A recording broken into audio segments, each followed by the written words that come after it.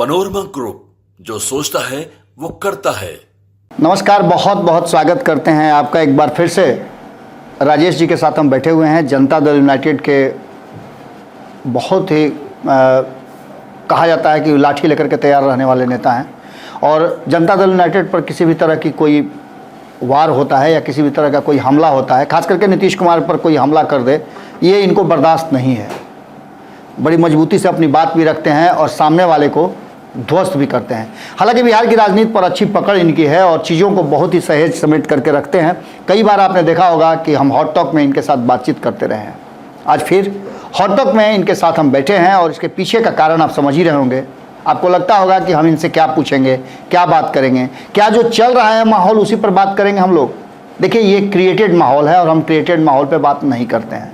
हम बात उन मुद्दों पर करते हैं जो मुद्दे आपसे सीधा सरोकार रखते हों, व्यक्ति से नहीं। और कहीं ना कहीं राजनीतिक दल और लोकतांत्रिक प्रक्रिया में जो आम जनता से जुड़े हुए सवाल होते हैं, सवाल वही वाजिब भी होते हैं। बाकी तो सब उड़ाए हुए हवा और हवा में बुलबुले होते हैं। खैर, आइए हम इस बात इनसे सवाल करते हैं और जानकारी लेना चाहते हैं कि 2025 के चुनाव की तैयारियां तो शुरू हो चुकी हैं।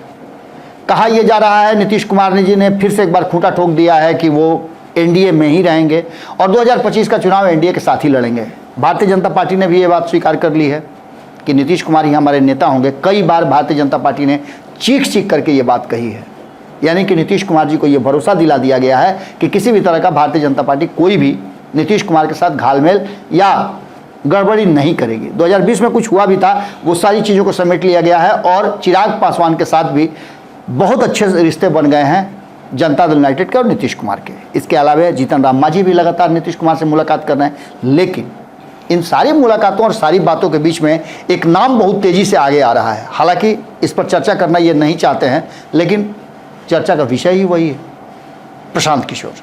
प्रशांत किशोर कभी जनता दल यूनाइटेड के साथ रहे हैं तो कभी भाजपा के साथ भी रहे हैं, और वही प्रशांत किशोर अब बिहार में पिछले 2 साल से लगातार बिहार को बदलने की बात करते हुए एक पार्टी का निर्माण करने की जगह पर आ चुके हैं।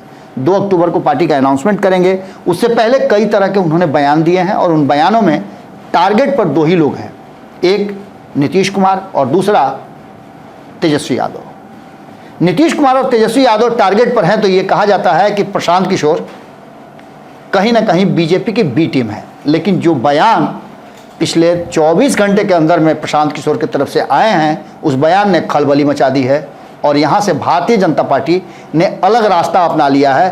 तो जदयू का स्टैंड क्या है, इसी पर हम बात करेंगे और इसी पर राजेश जी से सवाल पूछेंगे। राजेश जी, फॉर्मेलिटी तो अपनी जगह पर सब है जी, लेकिन वास्तविकता ये है कि जो 2025 के चुनाव की तैयारियां शुरू हो गई हैं, आप लोग भी तैयारी करने लगे हैं। आपकी नई कमेटी बनी है, उस कमेटी का और विस्तार होना है। अभी बहुत सारी बातें मिला जुला के कही जा रही है। आपकी पार्टी पर भी सवाल खड़े कर किए जा रहे हैं। ये जो नई कमेटी बनी है उसको ही लेकर के बहुत सारे सवाल किए जा रहे हैं। मैं उन सवालों को नहीं पूछूंगा क्योंकि वो आपकी पार्टी का अंदरूनी मामला है। लेकिन ये मामला प्रशांत किशोर वाला जो है, एक तरफ उनको कहा जाता है कि वो एनडीए की, भारतीय जनता पार्टी की बी टीम है, नीतीश कुमार के इशारे पे वो काम कर रहे हैं, नीतीश कुमार के इशारे पर घेर रहे हैं। लेकिन प्रशांत किशोर ने एक बयान दिया है कि वो 40 मुसलमान को खड़ा करना चाहते हैं। आपको भी पता है कि 6 लोकसभा प्रभावित करते हैं मुस्लिम समाज के लोग, जहाँ उनकी बहुलता है और उन्हीं के आधार पर जीत हार होता है। प्रशांत किशोर ने उन 40 सीटों को 20-20 बांटने की बात कही है राष्ट्रीय जनता दल से। देखिए, बिहार के राजनीति को बहुत आप बारीकी से जान रहे हैं। यहाँ का पूरे चौहद्दी से लेकर हर परिस्थिति से आप अवगत हैं। बिहार का राजनीति जिस तरह से, जिस समीकरण से तेज़ी से बदलता है, प्रशांत किशोर जी 2 साल से घूम रहे हैं और 2 साल से वो बिहार की राजनीति को समझ रहे हैं जी, ठीक है। लेकिन आप हुए, हम हुए, या यहाँ जो आज 20 साल 25 साल से दिन रात जो है 24/7 लगे हुए हैं जी, तो क्या हम लोग नहीं जानते हैं? वो 2 साल से 24 महीना से अभी बिहार में घूम रहे हैं कि हाँ, ये अररिया है, ये भागलपुर है, ये गोपालगंज है, ये बक्सर है जी। और जो आज 20 साल से ऊपर से लगा हुआ इस राजनीति में और हर जगह घूम रहा है, उसको नहीं है। देखिए, प्रशांत किशोर जी का कुछ तथाकथित कुछ मीडिया की उपज है, पैसे के बल पर अपना राजनीति कर रहे हैं। जिस तरह से भीड़ जुटा रहे हैं, आप ये देखिए पिछले दिनों महिला सम्मेलन किए और महिला सम्मेलन में कर रहे हैं और उसके बाद उसमें शराबबंदी का जो कहते हैं कि हम आएंगे तो 1 घंटे के अंदर शराब बंदी लागू कर नहीं खत्म कर देंगे, तब वो शराबबंदी पर नहीं बोलते हैं। एक चैनल जो है उसमें महिलाओं से जो पूछ रहा है कि नीतीश जी ने शराबबंदी की है और प्रशांत किशोर कह रहे हैं कि हम समाप्त कर देंगे, तो महिलाएं के क्या क्या विचार आ रहा है, तुरंत वो बोलना शुरू कर दे रही हैं। कौन प्रशांत किशोर है? वो महिला आई हुई है गोपालगंज से, भागलपुर से, लेकिन प्रशांत किशोर कौन है वो नहीं जानती हैं जी। ऐसे पैसे के बल पर भीड़ जुटा करके वो अपने आप को स्थापित होना चाहते हैं। और आप एक देख लीजिए कि जो उनके साथ शामिल हुए हैं, जो प्रशांत किशोर बोल रहे हैं, ठीक काम जो कर रहे हैं वो उसके उल्टा कर रहे हैं। राजेश जी, हमने आपसे पूछा मुस्लिम समाज की बात, आप महिलाओं की बात शुरू कर दी है। कहीं ऐसा तो नहीं आप लोगों को डर लगता हो कि नीतीश कुमार के महिला वोटरों को खींच लेंगे प्रशांत किशोर? महिला वोटर, देखिए काम पर विश्वास होता है, न वो मुस्लिम समाज को खींच पाएंगे, न महिला वोटर के खींच पाएंगे, और वो यहाँ का जो ये फिसंडी साबित होंगे। क्योंकि एक बात देख लीजिए, वो जिस तरह से बोल रहे हैं क्या कि हम वो परिवारवाद का विरोध करते हैं, और परिवारवाद, जितने परिवारवादी लोग हैं सबको शामिल कर रहे हैं।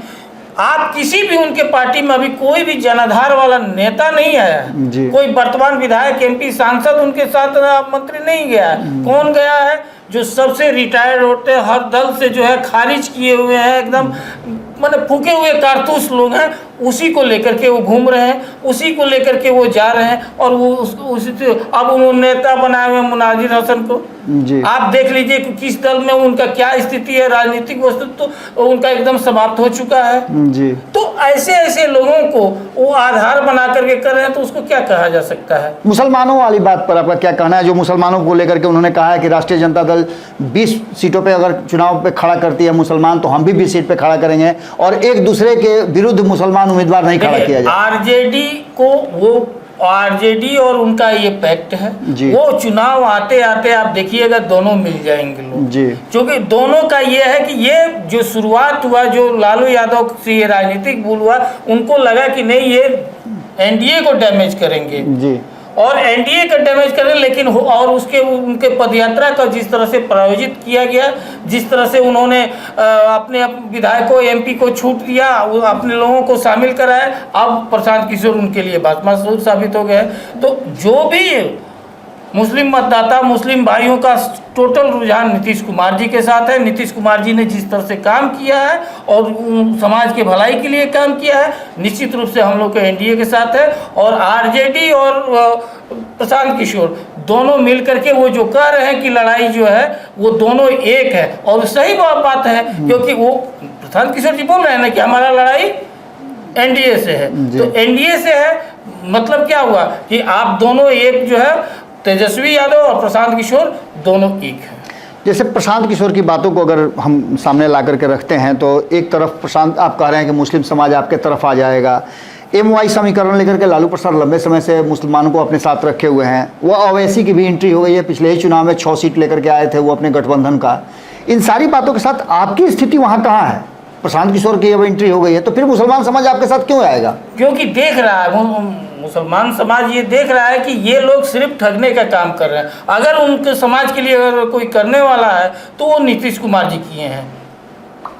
इसलिए आज जो स्थिति इन लोगों का बना हुआ है, क्यों आपको लगता है कि आप भारतीय जनता पार्टी के साथ रहें, वक्फ बोर्ड कानून ला रहा हो भारतीय जनता पार्टी, और उसके बाद मुसलमान आपके साथ रहेंगे? ये कानून अगर ला रहा है तो आज जो उसका समीक्षा हो रहा है, और आप यही देख लीजिए कि 2005 के पहले किस तरह से मुसलमानों को दबाया डराया जाता था। आज बिहार एक ऐसा हुआ है कि 2005 के बाद कोई जातीय या सांप्रदायिक दंगा हुआ ही नहीं है। चलिए, इसकी क्रेडिट तो आपको मिलनी चाहिए, निश्चित रूप से नहीं हुआ है, लेकिन मुसलमानों को आप कैसे अपने पक्ष में करेंगे? भाजपा के साथ रह करके कहें मुसलमान मेरे साथ आएंगे? यहाँ बिहार में नीतीश कुमार जी का चेहरा है, कोई किसी का एजेंडा नहीं चलेगा, सिर्फ नीतीश जी का एजेंडा चलता है, और वो है कि समतामूलक समाज का स्थापना करना। और आप ये विगत 18 वर्षों से करके दिखाया गया है। चाहे कोई भी समाज हो, किसी एक दूसरे पर जो है नहीं हो सकता है।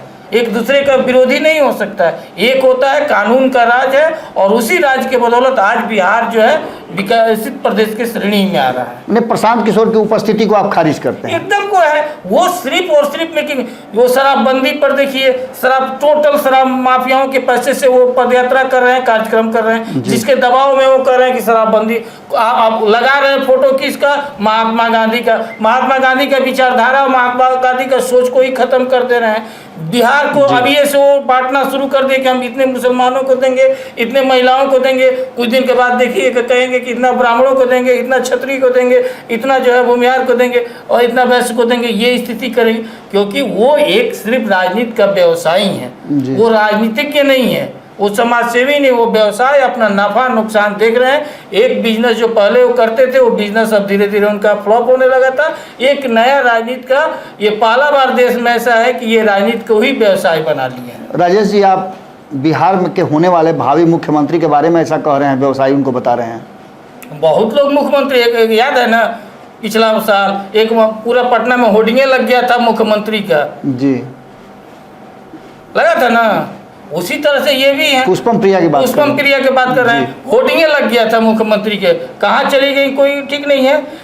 ये बिहार है, अच्छे अच्छे लोगों को सही कर देगा। और प्रशांत किशोर जी जो जगह जगह से पैसा कमाए हुए हैं ना, वो लगा रहे हैं अपना शराब माफियाओं के माध्यम से लगा रहे हैं। लेकिन जैसे ही सच्चाई होगा सब लोग, अभी तक कोई उनके पास उम्मीदवार तक नहीं है जी, वो घोषणा अभी उम्मीदवार तक नहीं है। और किसको किसको बैठा करके उनके साथ बैठने वाले लोगों को देख लीजिए कि क्या है जी। तो ऐसे लोगों को क्या इसमें चर्चा किया जाए? नहीं, वो तो कहते हैं कि जमीन के लास्ट पौधान पर जो खड़े आदमी है, गांव का जो सबसे अंतिम आदमी है, उस आदमी को हम सांसद, विधायक और सांसद बनाएंगे। तो फिर मुनाजिर हसन को क्यों शामिल करते हैं?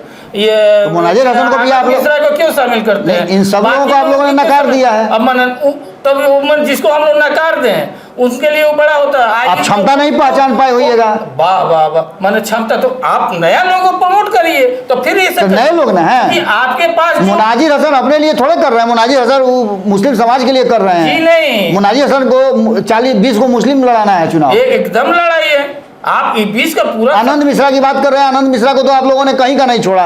बेचारा भाजपा ने उनको कह करके कि टिकट देंगे और उनको टिकट नहीं दिया, बेटिकट कर दिया। भाजपा या किसी के टिकट का पार्टी होता है, संगठन का जो निर्णय हो गया वो निर्णय हो गया। संगठन के निर्णय के साथ उनको रहना चाहिए। और जिसको संगठन का निर्णय जो अपने आप को ऊपर समझता, समझे प्रशांत किशोर जो अपने आप को ऊपर समझ रहे हैं वो अपने खत्म हो जाएंगे। राजेश जी को बहुत अच्छी चर्चा चल रही है। देखिए ये चर्चा जो है कि नीतीश कुमार भाजपा के नई नीतियों से और जिस तरह से भाजपा 32 सांसदों को इधर से उधर करने, अपने पक्ष में लाने की बात कर रही है, उसमें आपके भी 12 सांसदों पे नज़र है। और इस बात को लेकर के कहीं ना कहीं तेजस्वी यादव कल तक आप लोग का समर्थन कर रहे थे कि निश्चित रूप से नीतीश कुमार को वहाँ टेंशन है, वहाँ परेशानी है, नीतीश कुमार के सांसदों को ले लिया जाएगा। लेकिन अचानक से 24 घंटे के अंदर में उनके पार्टी और उनके बयानों में अंतर आया। अभी अभी शक्ति यादव ने जो शब्द कहे हैं वो तो हम कह भी नहीं सकते हैं। इसको आप कैसे देखते हैं? क्या लालू प्रसाद से सारा संबंध खत्म हो गया है? देखिए एक बात जान लीजिए, राजनीति में सबसे बड़ा होता है कि बोलने के लिए शब्दों का चयन बहुत मायने रखता है जी। लेकिन जिस तरह से तेजस्वी यादव की गाड़ी की डिक्की में बैठ करके अपना पर्वतागिरी करने वाला, चमचई वाला करने वाला आदमी जो खुद जो है इसका दलाली करता हो, अगर वो कोई बात अगर करता है तो इससे भी बड़ा दुर्भाग्य की क्या बात है। हर कोई जानता है कि जिस तरह से ये खाल का व्यवसाय कौन करता है। और हमारा ये मानना है कि जो भी राजद है, राजद का स्थिति क्या होता है कि ये भ्रष्टाचार का जनक है। अगर उसको अनुसार से आप देख लीजिए कि वो शिक्षा माफिया, बालू माफिया, शराब माफिया, ये टोटल का पोषक वो है। और इस स्थिति में अगर वो बोल रहे हैं, किसको बोल रहे हैं? क्योंकि वो उनके सिर्फ और सिर्फ नॉलेज की कमी है।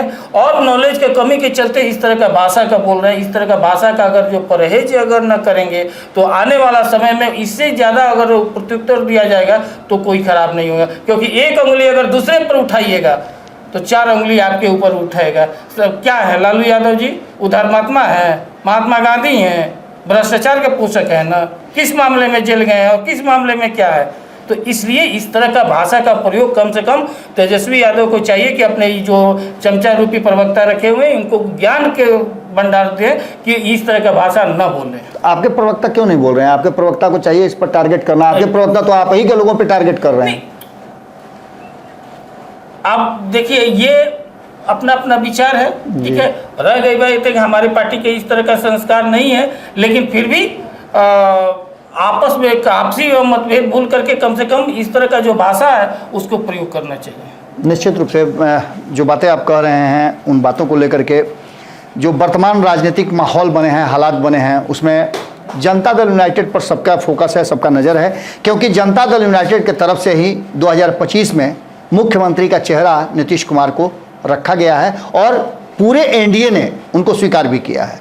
देखना दिलचस्प होगा कि आगे और कितना ज़्यादा तपिश बढ़ती है इस बिहार की राजनीति में, क्योंकि कल तक जिस नीतीश कुमार के बारे में ये कहा जा रहा था कि वो एनडीए से नाराज़ हैं, महागठबंधन की तरफ स्विच कर सकते हैं, बहुत सारी संभावनाएं बनाई जा रही हैं, लेकिन इन सारी संभावनाओं से राजेश जी ने इनकार किया है और जिस तरह के बयानों में तल्खियाँ आई हैं वो भी इस बात की तरफ इशारा कर रही हैं कि बहुत कुछ होना बाकी है। प्रशांत किशोर की बात करें तो उनको विकल्प न तो भारतीय जनता पार्टी मानती है और न जनता दल यूनाइटेड मानती है, और अचानक से प्रशांत किशोर के एक बयान ने उन्हीं को कटघरे में खड़ा कर दिया है कि वो राष्ट्रीय जनता दल के बी टीम के रूप में और स्लीपर सेल के रूप में काम कर रहे हैं। क्या होने वाला है इस बिहार की राजनीति में? अभी 1 साल बचे हैं चुनाव में और इस 1 साल में बहुत कुछ देखने सुनने को मिलेगा। फिर हम राजेश जी को बुलाएंगे और किसी ऐसे ही विषय पर इनसे बातचीत करेंगे। बहुत बहुत धन्यवाद, नमस्कार।